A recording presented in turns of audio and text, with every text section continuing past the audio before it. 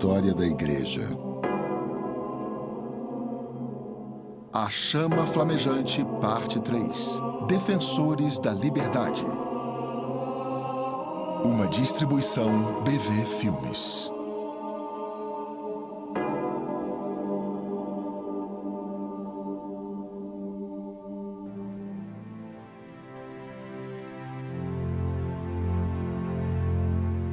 Não malogram os que por uma grande causa morrem. A pedra pode encharcar-se de seu sangue, suas cabeças podem ser cozidas ao sol, seus membros estendidos nos portões da cidade ou nos muros do castelo. Ainda assim, seu espírito viaja livre. Embora passem os anos e outros compartilhem de sentença tão sombria, eles apenas vêm reforçar as ideias profundas e abrangentes que se sobrepõem a todas as outras. E finalmente conduzem o mundo à liberdade. Em nenhum lugar esta verdade é mais evidente do que na morte dos mártires.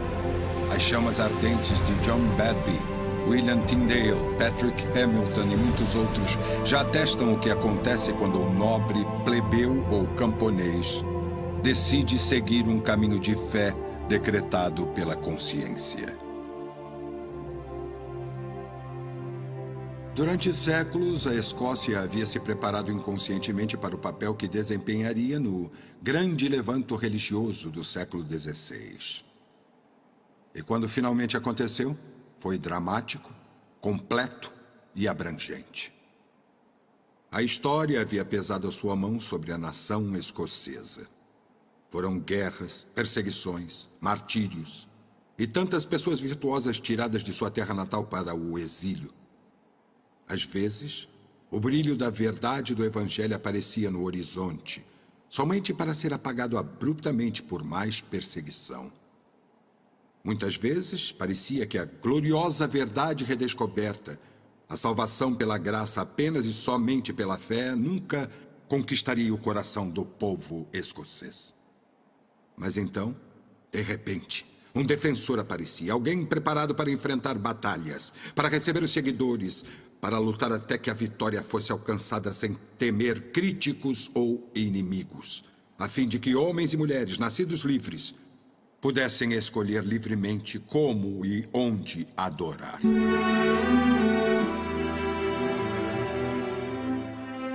É com John Knox que temos uma grande dívida. Foi John Knox que trouxe uma nova dignidade, não apenas à nação escocesa, mas também ao povo da Escócia. E ele fez isso porque estava convencido de que todo o quadro da reforma, de fato, dependia de uma compreensão da palavra de Deus e do significado da mensagem do Evangelho. John Knox havia nascido em 1505, mas no ano de 1550, ele assume uma posição contra a rainha Mary, que naquela época perseguia os fiéis na Inglaterra. Ele tinha ido à Europa, onde pôde ter contato com o então famoso João Calvino. Ele voltou à Escócia, convencido de que os princípios da reforma estavam certos. E, comprometido com esses princípios, ele começou o movimento que ficou conhecido como a Reforma na Escócia.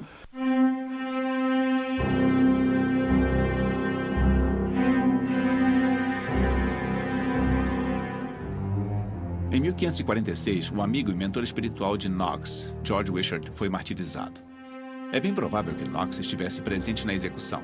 Certamente ele estava com Wishart até o dia anterior à sua morte. Compreensivelmente, isso causou tremendo impacto em Knox. E provavelmente reforçou nele qualquer sentimento de ódio que tivesse contra a Igreja de Roma. É possível que isso também explique por que ele é descrito como alguém severo, tão inflexível em seus princípios, tão contrário à missa católica e tão determinado a enfrentar até mesmo uma rainha, sua rainha, chamada Mary, a rainha da Escócia.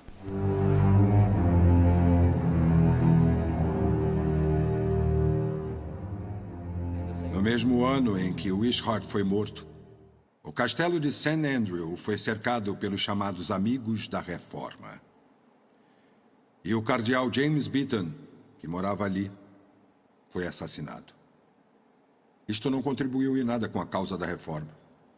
Mas mesmo assim, o castelo foi tomado e tornou-se um refúgio àqueles que temiam a perseguição. Na Páscoa de 1557, John Knox chegou ao castelo e quase imediatamente os que viviam no castelo imploraram que ele fosse seu líder espiritual. Ele levou dias refletindo sobre aquele pedido. Mas assim que aceitou, ele se dedicou ao trabalho com fervor.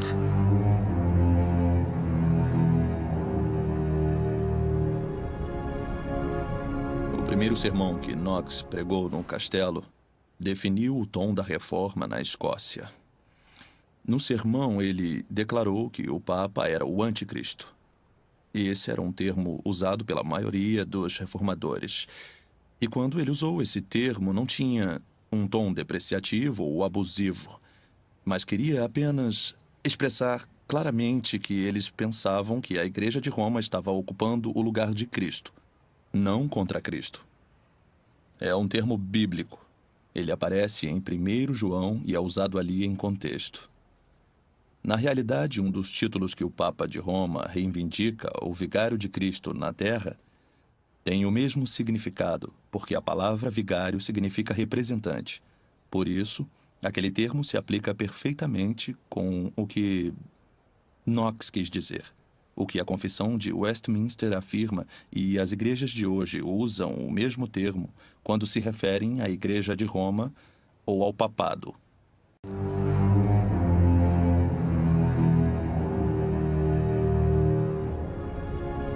Knox adotou uma abordagem um pouco diferente da de alguns reformadores anteriores a ele. Eles pensavam em cortar 1 ou 2 ramos da árvore do papado, mas Knox, com o machado nas mãos, veio para derrubar o que ele considerava ser uma árvore prestes a cair. Entretanto, logo após Knox ter feito seu primeiro ataque contra o papado, ele foi afastado da cena da batalha. O castelo de St. Andrew estava cercado há meses, mas sem sucesso. Então, em junho de 1547, navios franceses apareceram na costa. Em poucas horas, o castelo caiu. E todos que ali estavam, incluindo Knox, foram levados a bordo das galés francesas para o trabalho escravo. Alguém afirmou que, quando o último navio francês desapareceu na linha do horizonte, parecia ter desaparecido com ele a esperança da reforma na Escócia, porque o personagem central tinha sido removido da cena.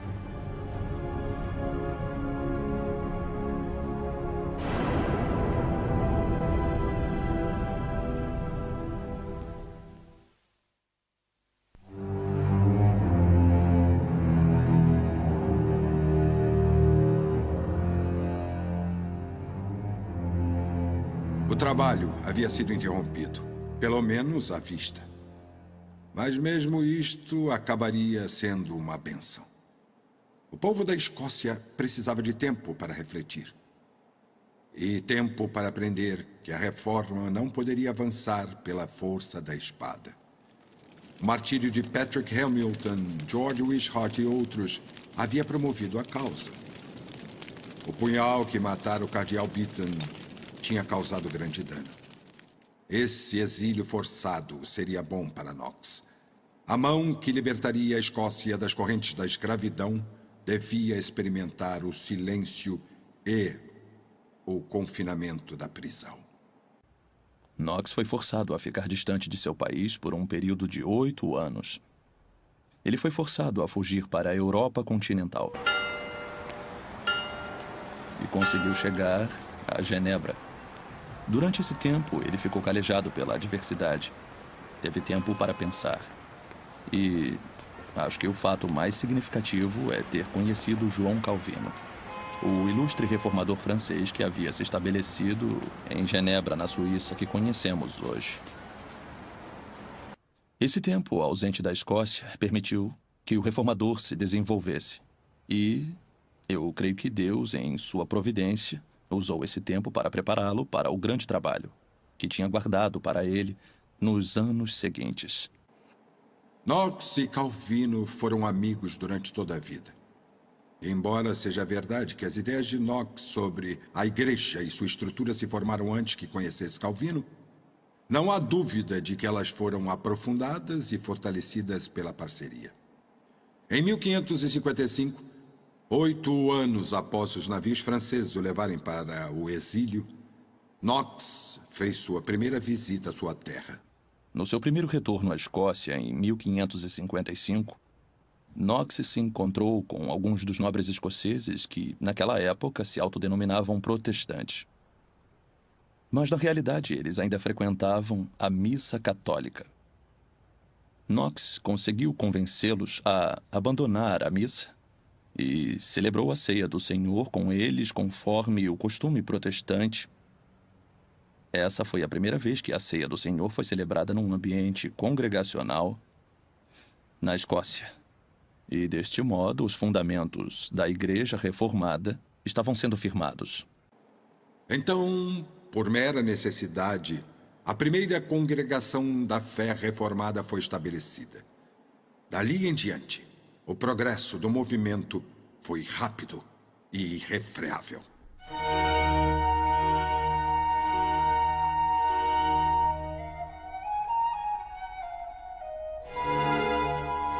Nas cidades do cinturão central da Escócia, Forfar, Fife, Ayr e Lothians, havia poucos lugares onde não se encontravam rumores da reforma. Quando as circunstâncias permitiam, eles se reuniam não oficialmente para adorar.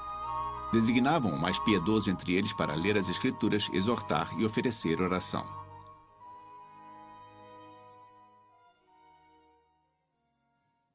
Eram pessoas de todas as classes, nobres, plebeus, comerciantes e camponeses. E como ansiavam por ter ordem em suas reuniões e pureza em suas vidas, eles escolhiam anciãos para zelar pela moral e prometeram submeter-se a eles.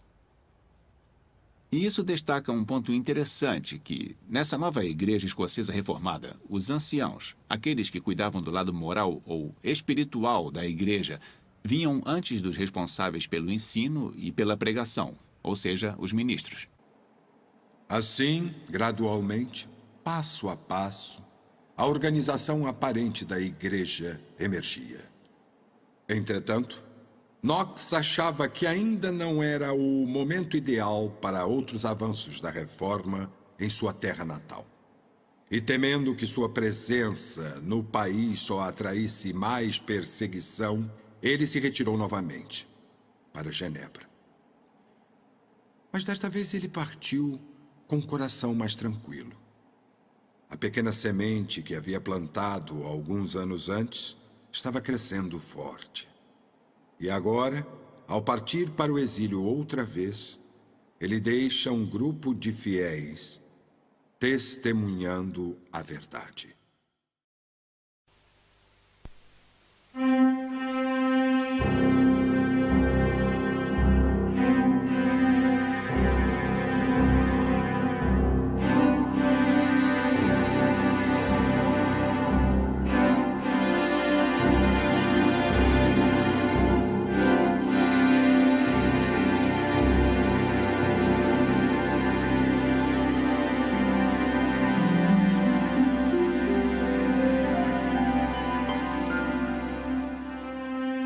A reforma agora começava a progredir. E para que avançasse ainda mais, seus seguidores adotaram um procedimento que acabou tornando a Escócia conhecida. Eles fizeram um pacto, um acordo firmado entre pessoas com os mesmos princípios para o avanço de uma causa comum. E foi isso que aconteceu.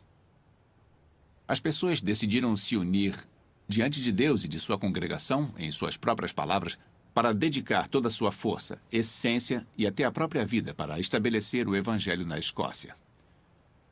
A celebração da missa ainda não poderia ser proibida. Na realidade, eles não tinham desejo de proibi-la. Mas cada nobre em sua jurisdição fazia com que o livro de oração comum e as lições do Novo e do Antigo Testamento fossem lidas todos os domingos na paróquia. Mestres da Reforma também foram convidados a pregar e a interpretar as Escrituras e a orar nas casas, até que o governo permitisse que isso fosse feito em público. Essas medidas alarmaram a hierarquia, e eles retornaram à única solução que conheciam: a perseguição.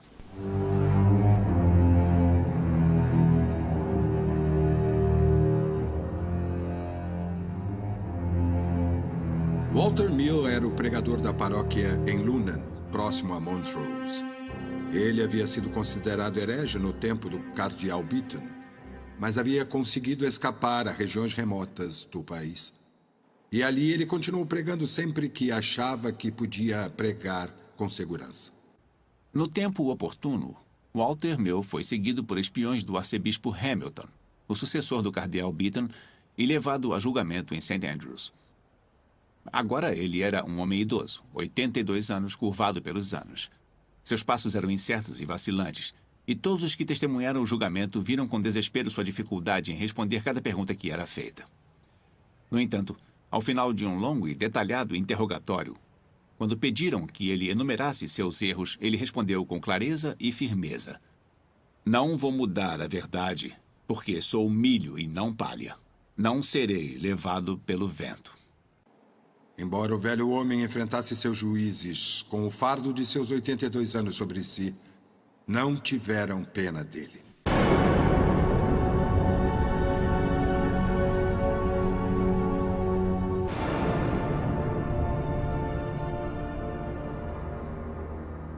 Ele foi condenado às chamas. Precisavam de uma corda para amarrar o velho homem à estaca, mas tal era o horror ao seu martírio entre os habitantes da cidade que nenhum comerciante em toda St. Andrews venderia uma. O cardeal foi obrigado a usar uma corda de seu próprio palácio. Eles o prenderam ao mastro e, com suas últimas palavras, metade profecia, metade oração, ele se dirigiu à multidão. Quanto a mim, tenho 82 anos. E pela ordem natural das coisas, não posso viver muito mais.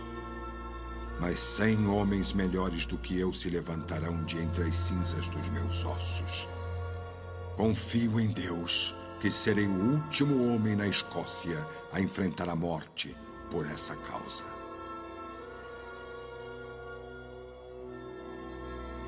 E no que se refere à reforma na Escócia, ele foi mesmo o último. Não houve mais execuções por motivos religiosos nos 100 anos seguintes, até que a controvérsia do Covenanters viesse à tona no século seguinte.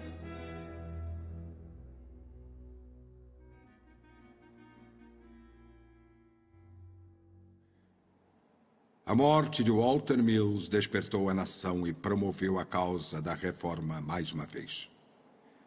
O povo abandonava a missa. Pequenos grupos de protestantes se formavam em todas as principais cidades. As escrituras eram lidas. E a ceia do Senhor era servida como na igreja primitiva. Estava claro que a Escócia seguia o mesmo caminho de Wittenberg e Genebra. Mas vamos voltar a John Knox, ainda sediado em Genebra. Durante a sua ausência, os nobres escoceses finalmente chegaram à conclusão de que, sem alguém do calibre de Knox, a reforma nunca aconteceria. Precisavam dele. Precisavam de seu dom, de sua coragem, sua inquestionável habilidade de pregar para que a causa pudesse avançar. Então, escreveram para ele.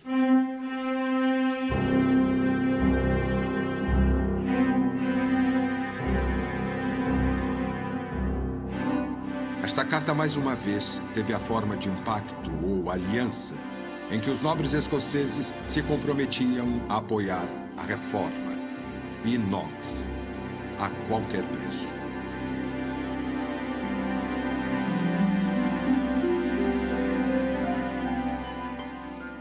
Esse pacto é muito significativo porque foi o primeiro entre muitos pactos, jurados que estavam relacionados com a reforma na Escócia. Foram 31 no total. Os mais famosos deles são, obviamente, o Pacto Nacional de 1638 e a Liga e Pacto Solenes de 1643. Mas, ao assinarem esses pactos, os reformadores estavam seguindo um padrão bíblico. Por exemplo, no livro de Neemias, vemos Neemias, o líder e o povo, assinando um pacto comprometendo-se a permanecer fiéis ao Senhor seu Deus. Ao assinar esses pactos, os reformadores não estavam se comprometendo a nada que tivesse sido acrescentado à palavra de Deus, mas era um compromisso adicional àquilo que eles já deveriam fazer. Ao receber este convite dos nobres escoceses, Knox decidiu voltar para seu país mais uma vez e partiu quase imediatamente. Quando chegou a Leith, próximo a Edimburgo, a notícia de sua chegada enviou ondas de choque por todo o establishment.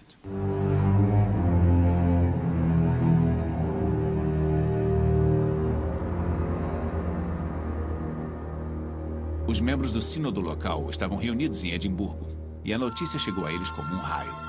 Eles ficaram chocados. Quando a notícia foi enviada à rainha em Glasgow, um decreto real foi redigido declarando Knox um criminoso. Entretanto, isso não serviu a outro propósito além de anunciar a todos que o grande reformador havia chegado.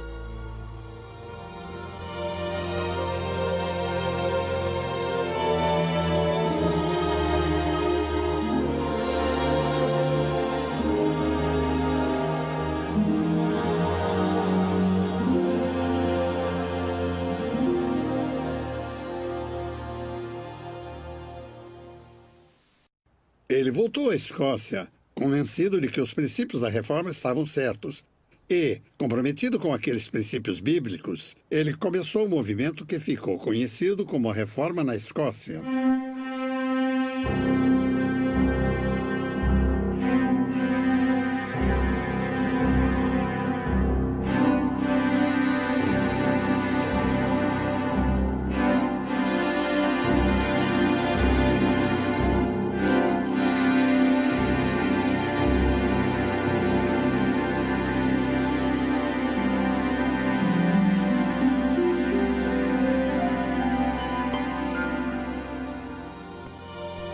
A nação havia encontrado o que precisava. Um homem capaz de liderá-la na grande batalha que estava por vir. A devoção e o zelo de Knox haviam chegado à maturidade na escola do sofrimento. Sua sinceridade e retidão, sua coragem, sua habilidade no debate, sua percepção política, sua capacidade de inspirar terror no coração de seus inimigos pela simples menção do seu nome e de inspirar em seus companheiros conforto e esperança. Tudo isso o identificava como o instrumento escolhido para a libertação do seu país. John Knox realizou seu principal trabalho entre os anos de 1560 e 1572. E durante esses anos, John Knox desempenhou um importante papel na construção da nação escocesa, assim como da Igreja Escocesa. E muitas das coisas às quais hoje não damos importância são coisas que foram iniciadas por John Knox. As ideias de Knox para o país e para a sociedade eram radicais para o seu tempo.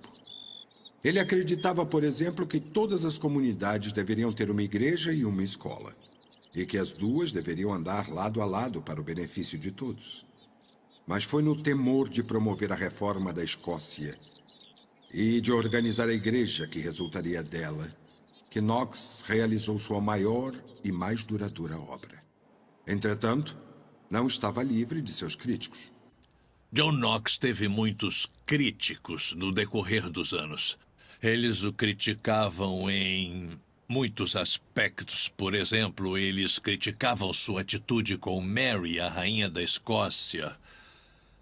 Mas quando lemos a história, descobrimos que não era John Knox a raiz do problema, e sim a própria rainha Mary. O que John Knox procurava fazer era mostrar que Jesus Cristo era o cabeça da igreja e que Mary tinha que se submeter a Jesus Cristo e aos princípios da palavra de Deus. A posição de Knox sobre os princípios da reforma o levaram a um confronto inevitável com Mary, a rainha da Escócia. E é isto, acima de qualquer outra coisa, que demonstra o fervor de um homem.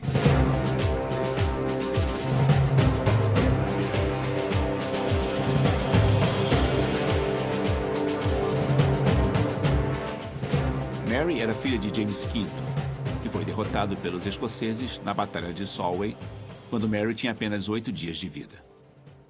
Ela cresceu na França. Na realidade, se tornou rainha da França. Mas seu marido morreu e ela teve que se despedir do país que amava e retornar à sua terra natal. A primeira decisão de Mary ao voltar para a Escócia como rainha foi ordenar a celebração de uma missa católica na privacidade do Palácio de Holyrood. Uma atitude ousada e muito perigosa. Aquilo havia sido proibido por uma lei do parlamento. E os cidadãos de Edimburgo seriam forçados a participar de missas em Holyrood, se Knox não tivesse interferido. No sabá seguinte, Knox, em seu sermão, condenou a missa, descrevendo-a como idolatria.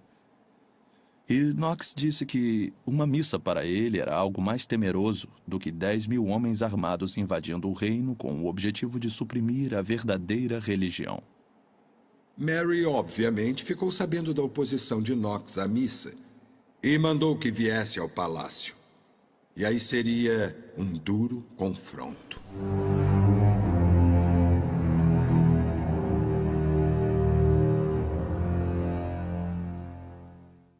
Ele estava com raiva do que Knox havia dito, mas Knox conseguiu se controlar diante da rainha e, de forma clara, demonstrou a ela que a missa era ilegal, antibíblica, e ele estava determinado a derrubar o domínio romano sobre a Escócia. E os nobres haviam recebido Mary de volta à Escócia com entusiasmo cortês, e o próprio povo estava tocado com sua graça, sua beleza, e com o fato de, ainda tão jovem, ter que se submeter à vestimenta da viuvez, pois ainda não tinha 21 anos de idade. Os grandes e os bons se derretiam diante de seu charme, e parecia que qualquer coisa que ela desejasse para a Escócia seria feito. Mas isto seria alcançado com o zelo reformador de John Knox. Aos olhos dele e de muitos outros, a celebração da missa do Palácio de Holyrood era o primeiro passo para o fim da Igreja Protestante e a restauração da hierarquia e dos rituais católico-romanos. Mary abriu o diálogo com Knox e o acusou de encorajar o povo a se rebelarem contra sua rainha. É claro que Knox respondeu dizendo que a verdadeira religião não tinha sua origem ou autoridade depositada em príncipes, mas somente no Senhor Deus. E usou várias ilustrações para sustentar seu argumento diante de Mary. Por exemplo, ele disse que os filhos que são maltratados pelo pai num momento de raiva, esses filhos não teriam o direito de impedir o seu pai para que ele pudesse se conter antes de fazer mal a esses filhos. E com isso ele estava dizendo que o povo da Escócia estaria certo em se levantar contra sua princesa caso fossem encorajados a fazer algo errado aos olhos de Deus. Essas palavras simples e ousadas soaram nos ouvidos de Mary como um trovão. Isto era bem diferente da maneira como ela era querida na França. Ela ficou absolutamente chocada e por um quarto de hora não expressou uma palavra. O tom da sua pele demonstrava o choque e a raiva que sentia. Ali, sob o teto de Holyrood, o feudalismo e a era da liberdade que se aproximava estavam face a face. Quando Mary se controlou, ela disse a Knox: "Eu estou vendo que o meu povo obedecerá a você e não a mim." E o reformador respondeu: "Minha responsabilidade, meu desejo é que tanto os príncipes quanto o povo obedeçam a Deus. E o desejo de Deus é que os reis sejam pais cuidadosos da igreja e as rainhas deveriam ser cuidadoras do povo de Deus." E a isso Mary respondeu: "A sua igreja não é a que vou promover. Vou promover a igreja de Roma, que acredito ser a verdadeira igreja de Deus." E naquele momento, Knox precisou de tempo para explicar, com vários argumentos, que a Igreja de Roma havia abandonado a fé com o passar dos séculos. Ao que Mary respondeu: "Minha consciência não me acusa." Consciência, senhora, exige conhecimento. E temo que conhecimento seja algo que não possui. Seguiu-se então um debate quanto aos méritos da fé de Mary contra os de Knox. Mary gostaria de ter alguns dos estudiosos da Igreja Romana com ela para responder às questões de Knox. Knox disse que teria prazer em debater o tema até o fim com qualquer pessoa, mas duvidava que qualquer sacerdote de Roma o enfrentasse.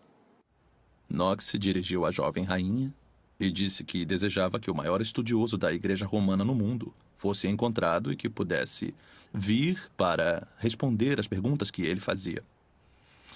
E quando ele entrasse em discussão com esta pessoa, ele esperava mostrar à rainha que a Igreja de Roma era vazia e desprovida da verdadeira religião e não tinha qualquer fundamento na palavra de Deus. Então o gongo soou e a discussão chegou ao seu fim. Ao partir, Knox foi mais amável com a rainha do que ela poderia imaginar. Eu oro a Deus para que a senhora seja tão abençoada na nação da Escócia como foi Débora na nação de Israel.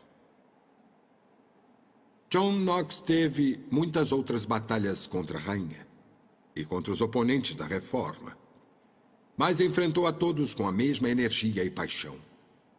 Certa ocasião, Mary tentou condená-lo por traição, mas ele foi vitorioso naquela disputa também. Knox era corajoso, inflexível, dedicado à causa que havia desposado.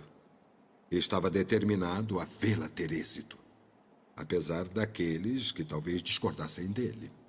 Ele também havia sido criticado por vários aspectos de seu caráter, por ser um homem intolerante com as pessoas comuns e que lidava com as pessoas de maneira rude.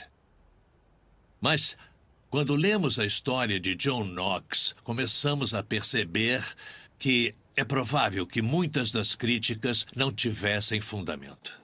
Talvez Knox tivesse uma aparência rude e sem tato, mas os que o apoiavam diriam que ele estava em plena guerra contra os inimigos da verdade. Inimigos que por nada desistiriam de lutar contra a causa que ele amava e defendia. Mas quando a guerra terminou e Knox chegou ao fim de seus dias, eles nos revelam um homem diferente. Por exemplo, uma das declarações mais contundentes que ele fez aos seus companheiros ao lhes recordar e lhes contar as obras do seu ministério foi: eu sei que há muitos que me culpam, que culpam meu grande rigor e minha dureza. Mas Deus sabe que em meu coração nunca odiei as pessoas contra as quais expressei o julgamento de Deus. Eu odiei apenas o seu pecado e agi segundo o meu poder para levá-las a Cristo, que me pôs nesta função do seu ministério e que sei que me chamará para prestar contas. Essa declaração em particular demonstra não somente a espiritualidade do homem, mas também demonstra a humanidade daquele homem. E isso muitas pessoas não percebem quando estudam a história de John Knox. John Knox morreu de causas naturais em 24 de novembro de 1572 e foi sepultado na cidade onde havia trabalhado tão fielmente e com tanto sucesso. Como resultado de sua influência e de seu ministério, a Escócia jamais seria a mesma. Pelos 120 anos seguintes, a maré da verdade ganharia e perderia a força até que a estabilidade religiosa fosse a regra na Escócia. John Knox havia deixado alicerces sólidos. Como um historiador escreveu sobre ele: naquela sala em Holyrood e no púlpito da igreja de St. Giles, John Knox lutou a batalha mais nobre já travada em solo escocês e derrotou os mais terríveis oponentes já encontrados nesta terra e em lugares ao redor. Ele quebrou a forte liga de conspiradores e arrancou de sua boca a pequena nação da Escócia. E ao resgatá-la, a transformou em uma das luzes do mundo, e juntamente com a Inglaterra, uma mãe das nações livres. E em todas as eras futuras, o lugar principal da Escócia deve pertencer a John Knox.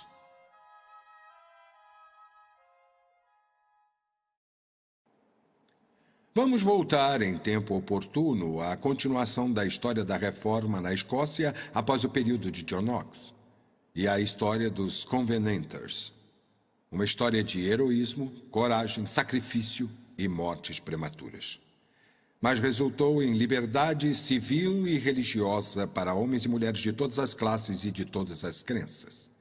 Mas agora, vamos voltar novamente nossa atenção para o continente europeu, para a Suíça em particular, e para a história que ali se desenrolou. Ulrich Zwingli e a Reforma na Suíça. Durante séculos, o pequeno principado, aninhado entre o magnífico esplendor dos Alpes, havia lutado por liberdade política e religiosa. Cercado de todos os lados por nações mais fortes e frequentemente mais agressivas, a Suíça teve muita dificuldade para manter a sua identidade. E assim como o restante da cristandade, também sofreu com os ataques da corrupta e decadente Igreja medieval.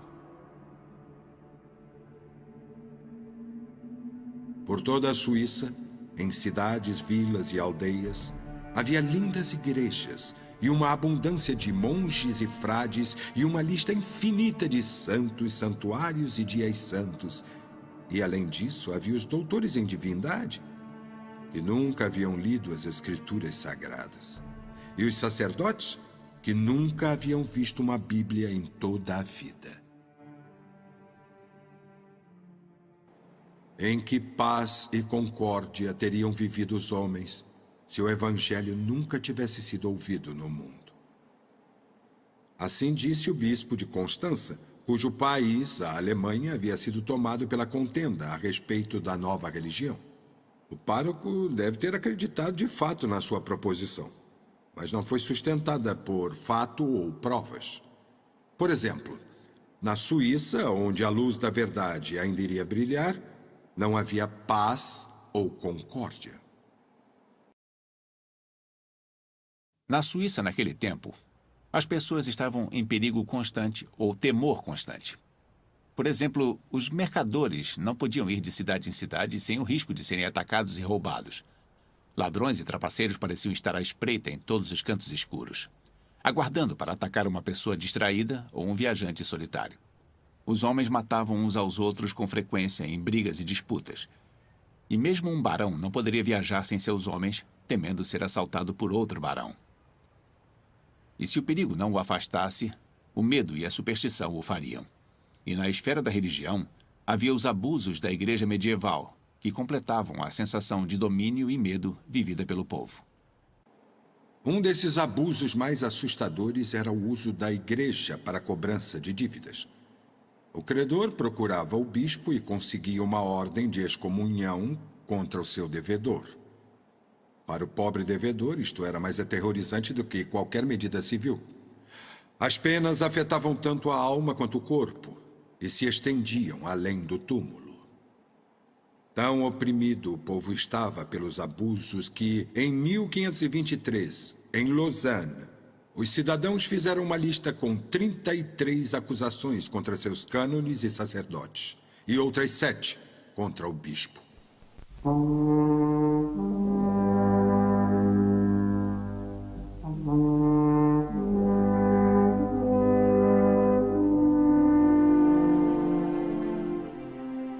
Cercados pelas altas montanhas alpinas, os ricos pastos do vale de Toggenburg eram escolhidos pelos pastores de ovelhas há séculos. A cada ano, quando a primavera abria alas para o verão, os camponeses das cidades vizinhas levavam seus rebanhos para o alto das colinas à procura da melhor pastagem. Um desses homens era Ulrich Zwingli. Ulrich tinha 8 filhos, e foi o terceiro deles, nascido no primeiro dia do ano de 1584, apenas 7 meses após o nascimento de Martinho Lutero, que nos interessa.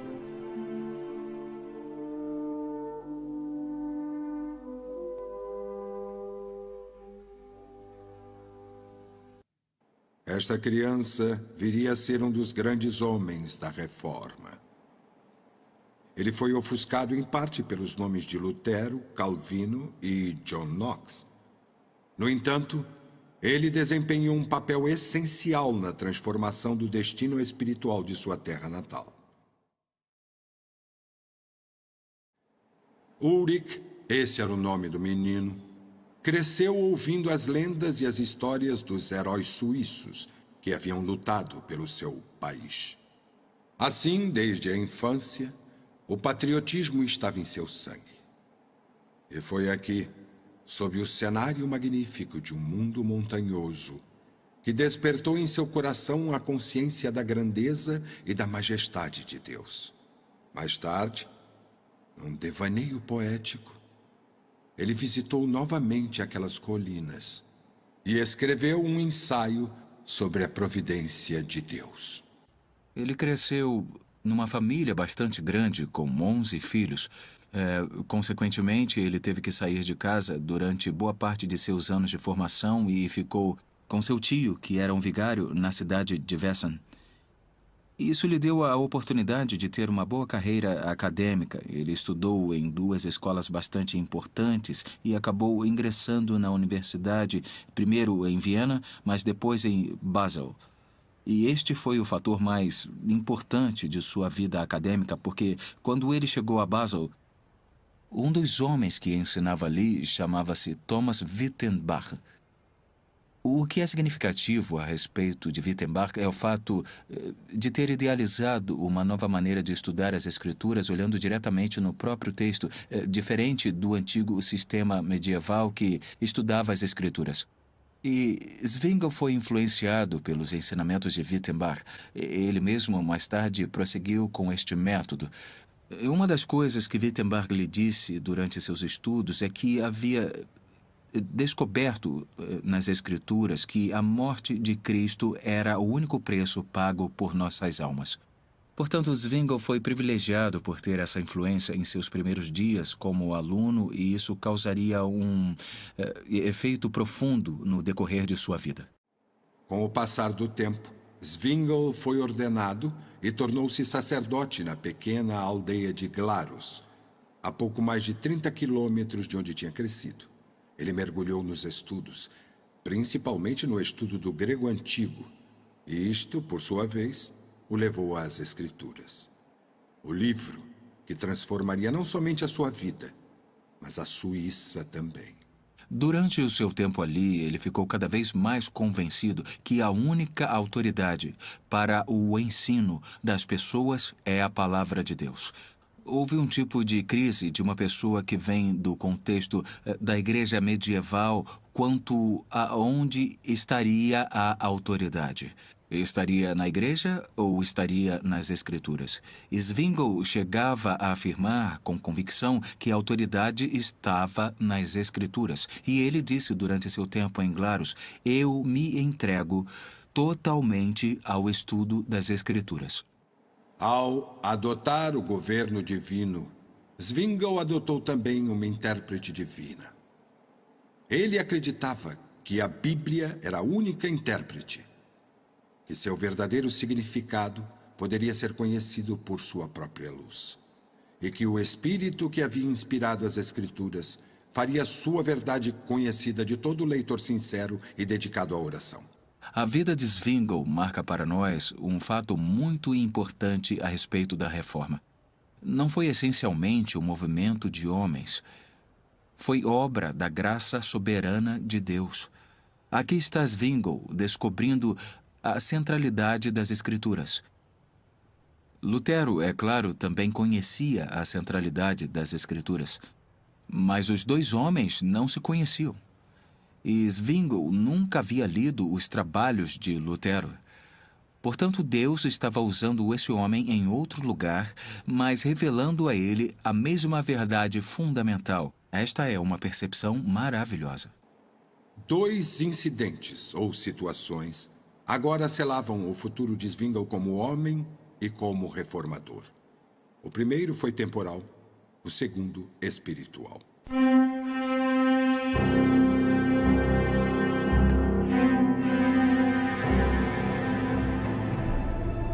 Luís XII da França e o Papa Júlio II estavam em guerra há anos. Mais tarde, os 2 morreram, mas a guerra continuou.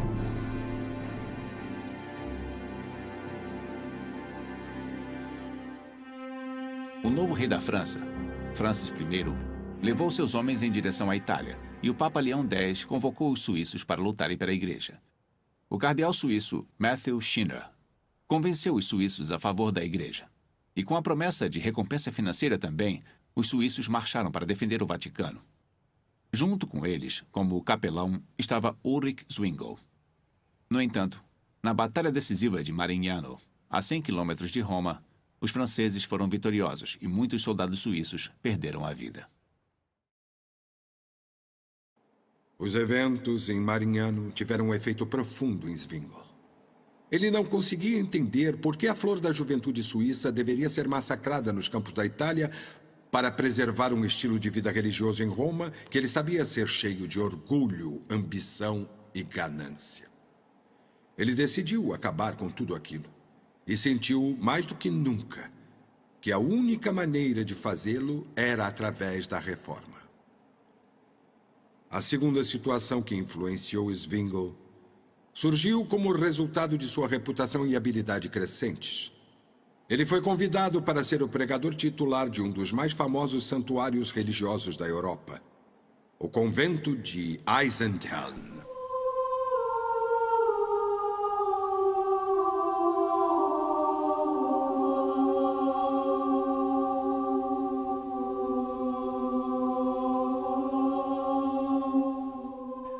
Era um convento pequeno, porque não havia ali muitos monges residentes na época. Mas sua importância estava no fato de ser um centro de peregrinação. Conta-se que havia uma imagem de Maria ali e, anualmente, as pessoas iam em peregrinação para ver a imagem e para rezar à imagem. Multidões saíam de várias regiões da Suíça. E a visão de todas essas pessoas indo para visitar um santuário e rezar para uma imagem tocou Zwingli profundamente. Ele sabia que estavam ali crendo sinceramente que aquilo faria bem às suas almas. Mas ele estava convicto e convencido de que não faria bem algum às suas almas. Então, quando elas vinham, ele aproveitava a oportunidade para lhes apresentar a verdade das Escrituras e explicava fielmente à multidão ali presente. Vocês não estão mais próximos de Deus no topo desta montanha do que estariam no profundo do vale. Os limites desta capela não são mais santos do que os seus lugares secretos. E o dinheiro que gastam em indulgências é um desperdício tolo. Não são as vestes de um peregrino que agradam a Deus, mas o coração contrito. Pouco depois, alguns homens que estiveram ali, homens influentes da cidade de Zurique, lhe fizeram um convite para vir trabalhar naquela cidade e pregar ali a mesma verdade que pregava em Eisenthal. Zwingli agora estava pessoalmente e irrevogavelmente presente no caminho da reforma. Seu próximo objetivo era levar consigo o seu país. Zwingli recebeu um convite de alguns dos líderes na cidade de Zurique para que fosse pregar ali. E ele aceitou o convite e foi a Grande Münster, que era a igreja mais importante da cidade de Zurique. Zurique era uma cidade muito influente e importante, talvez a mais importante da Suíça. Estima-se que a população fosse de aproximadamente 7.000 habitantes, portanto era um lugar importante. E a Igreja Münster, obviamente, era um local central na cidade.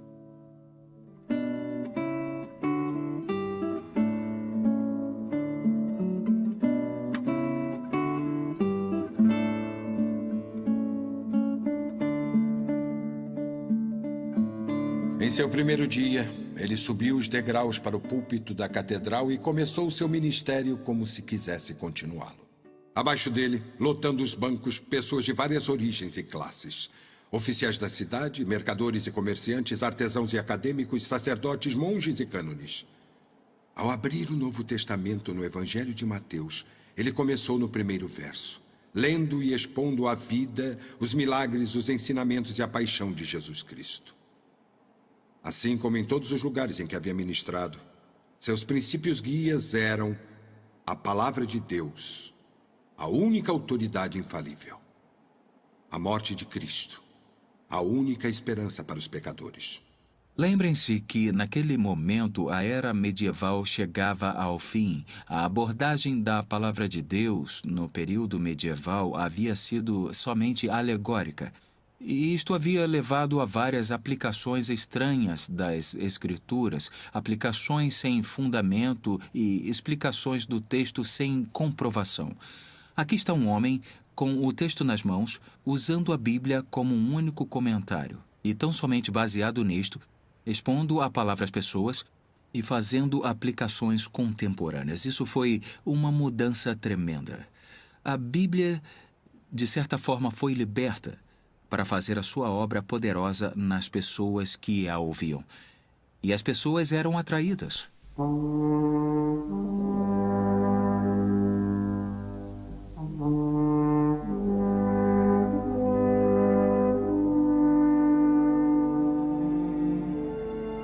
Zwingli era um homem que amava seu país. Ele era um suíço muito patriota. E uma das coisas que o afligiam naquele período era o fato de que muitos jovens suíços partiam para servir como mercenários em vários exércitos por toda a Europa e também para servir o papado. Zwingli havia sido capelão desses mercenários suíços e ficava muito angustiado ao ver o efeito disto nos homens e em suas famílias, e ele havia visto milhares deles serem mortos na batalha, e isso entristecia muito. Ele ficou muito tocado por isto e se opunha duramente, o que é uma atitude bastante impopular, porque, embora houvesse a perda de muitas vidas, ao mesmo tempo, era um benefício econômico a muitas aldeias e cidades, pois os homens ganhavam dinheiro desta forma. Então, falar contra isto era tornar-se também, até certo ponto, bastante impopular.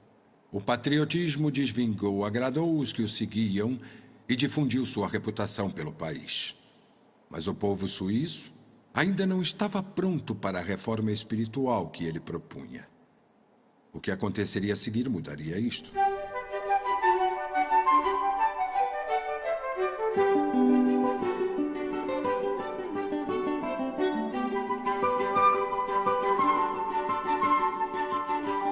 Em 1517, o Vaticano enviou Tetzel à Alemanha para vender indulgências. O objetivo? Levantar dinheiro para os extravagantes planos de expansão da Igreja-mãe em Roma. Provocou a ira de Martinho Lutero, levou à criação de suas 95 teses e fez as atenções se voltarem para a pobreza espiritual da Igreja medieval.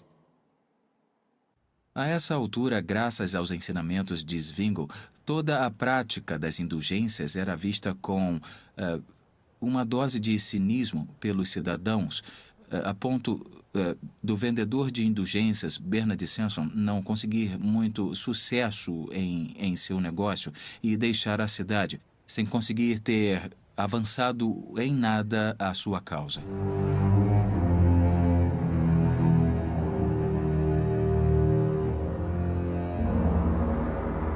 Pouco depois de Sanson ter partido de volta para Roma, um visitante mais temido chegou à Suíça. A peste, ou peste negra.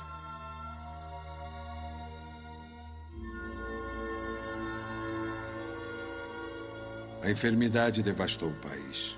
Sem poupar jovens ou velhos, ricos ou pobres, o próprio Zwingli, uma presença constante no leito enfermo de amigos e conhecidos tomados pela peste, também foi uma das vítimas. Deitado e abatido, à beira da morte, toda a esperança de vida aos poucos o deixava. Nestas condições, ele foi forçado a refletir sobre sua vida, seu trabalho. E, se Deus quisesse lhe conceder seu futuro. Foi neste momento que ele compôs um pequeno hino, bastante dramático, mas cheio de resignação e fé.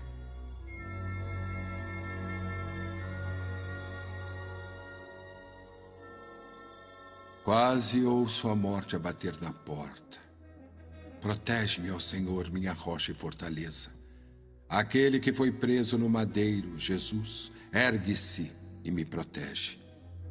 Quando a morte vencer sobre mim e chegar a minha hora, não me importo. Que eu possa morrer, pois quando acontecer, seu lar foi feito para uma fé como a minha. O efeito da peste sobre Svingol e a libertação de sua provação deve ter fortalecido a fé que ele tinha. Após ele ter se livrado das portas da morte, ele pregou com mais vigor e paixão do que jamais fizera. O efeito da peste nas pessoas as levou a perguntar por que, depois de gastar tanto em indulgências e perdões, somos presas da doença e da morte? Era um pensamento humano, sabemos disto, mas que veio abalar a sua fé na igreja que conheciam. Em seu trabalho como reformador na cidade de Zurique, Zwingli, na realidade, não via como seu objetivo a destruição da ordem religiosa estabelecida. Ele considerava como seu objetivo colocar diante das pessoas as verdades do cristianismo bíblico. Ele sabia, é claro, que quando essas verdades são aceitas e à medida que foram aceitas e se tornaram cada vez mais presentes no pensamento e na vida das pessoas e vidas foram transformadas, e é claro que isso afetaria a forma como reagiriam e se relacionariam com a igreja. Mas seu objetivo era instruir as pessoas a partir das Escrituras quanto ao verdadeiro fundamento do cristianismo bíblico. Isso, com certeza, afastaria as pessoas da ordem religiosa medieval já estabelecida. Para ajudá-los a se desvanecerem mais rapidamente, Zwingli voltou sua atenção mais uma vez para a questão das carnes proibidas. Isto era abster-se da carne em dias de jejum. Embora ele mesmo ainda seguisse esta prática, ele acreditava não ter base bíblica. A monarquia chegou a uma encruzilhada mais uma vez, em mais uma guerra entre Carlos I, o Santo Imperador Romano, e Francis I, rei da França.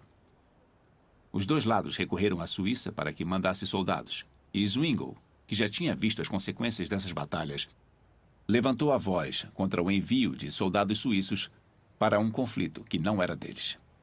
Mesmo assim, quase 3.000 homens de Zurique deixaram suas casas e famílias e partiram para a batalha. Como já acontecera, eles nada conseguiram além de ferimentos, morte, viúvas e órfãos. Um pouco depois, ao ser atacado pelo sacerdote por ter afirmado que dias de jejum não tinham fundamento bíblico, Zwingli foi rápido ao retrucar. Muitos acham que comer carne em certos dias seja pecado. No entanto, Deus não o proíbe. Mas vender carne humana para o massacre e a carnificina não consideram pecado algum.